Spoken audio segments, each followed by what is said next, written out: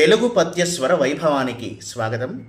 శ్రీమద్ భాగవతం నందు బొమ్మెర పోతన గారు కలియుగంలో ఉన్నటువంటి మనుష్యులందరికీ భక్తి అనే సాధనాన్ని ఉపయోగించి మోక్షాన్ని పొందగలరని చెబుతూ, భక్తి లేనటువంటి వాడి యొక్క జీవితం వ్యర్థం అని చెప్పినటువంటి ఒక పద్యం.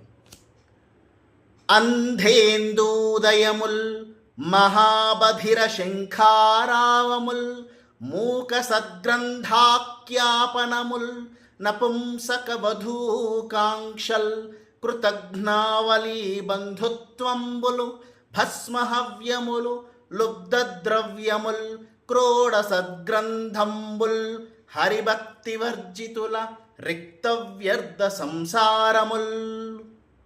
ఈ పద్యం నందు గుడ్డివాడికి చంద్రోదయంలా, చెవిటివాడికి శంఖనాదంలా, మూగవాడికి గ్రంథ పఠనంలా, నపుంసకుడికి స్త్రీకాంక్షలా, కృతజ్ఞుడైన బంధువులా, బూడిద పాలైన హోమద్రవ్యాలలా, లోభివాడికి ధనంలా, పందికి సుగంధంలా, హరిభక్తి లేనివాడి జీవితం వ్యర్థమని చెప్పకనే చెప్పాడు పోతన గారు ఈ పద్యంలో. ధన్యవాదం.